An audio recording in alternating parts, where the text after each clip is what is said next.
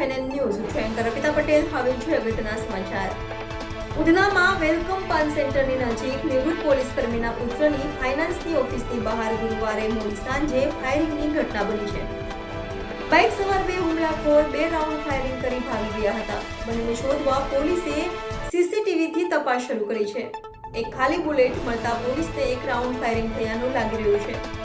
શહેરમાં નાકાબંધી કરી હુમલાખોરોને પકડવા પોલીસે નજીકના દુકાનદારોના નિવેદનો લીધા છે.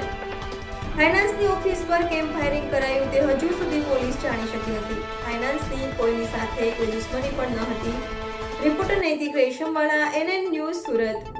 દર્શક મિત્રો, NN ન્યૂઝને લાઈક, શેર, સબસ્ક્રાઇબ કરો, બેલ આઇકન પ્રેસ કરો જેથી આપને નોટિફિકેશન્સ મળતી રહે. ઉધના વિસ્તારમાં વેલકમ પાન સેન્ટરથી બ્યુસ પોઈન્ટ બાજુ જઈએ ત્યારે વચ્ચે આરાધ્ય ફાઇનાન્સ કરીને એક ફાઇનાન્સની જે કંપની છે, શોપ છે, એમાં એક ફાયરિંગની ઘટના બની છે. આ ઘટનામાં જે પ્રાથમિક વિગત છે એ મુજબ એક બાઇક ઉપર 2 જણાએ આવી અને આ ફાયર કર્યા હોવાની માહિતી છે. અત્યાર સુધી પોલીસને 1 બુલેટ મળી છે, એટલે પ્રાથમિક દ્રષ્ટિએ કહી શકાય કે 1 બુલેટ ફાયર થયેલ છે. પોલીસ તપાસ કરી રહી છે કે હકીકતમાં શું બનાવ છે. જેનું ફાઇનાન્સની આ જે ઓફિસ છે એને પણ વધારે ઊંડાણપૂર્વક પૂછપરછ કરી રહ્યા છે. અત્યારે એની પાસે કોઈ એવું સ્પષ્ટ વિગત નથી કે એને કોઈ સાથે અણબનાવ કે કોઈ દુશ્મની હોય કે એવું કાંઈ, પરંતુ વધુ અમે ઊંડાણપૂર્વક પૂછપરછ કરી રહ્યા છીએ.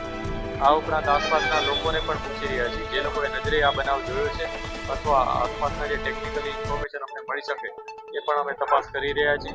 આ સાથે સાથે સમગ્ર શહેરમાં અમે નાકાબંધી અને વ્હીકલ ચેકિંગ ઓલરેડી અમારું ચાલુ જ હતું, તો એને વધુ એલર્ટ કરી દીધા છે અને લોકોને ઇન્ફોર્મેશન પણ અમે પોલીસને આપી દીધી છે કે કયા પ્રકારના લોકો અહીંયા આવ્યા હતા અને તમામ વિગતો પર અમે તપાસ કરી અને જલ્દીમાં જલ્દી આરોપી પકડાય એ પ્રકારના પ્રયાસો અત્યારે ચાલુ છે. ઓકે.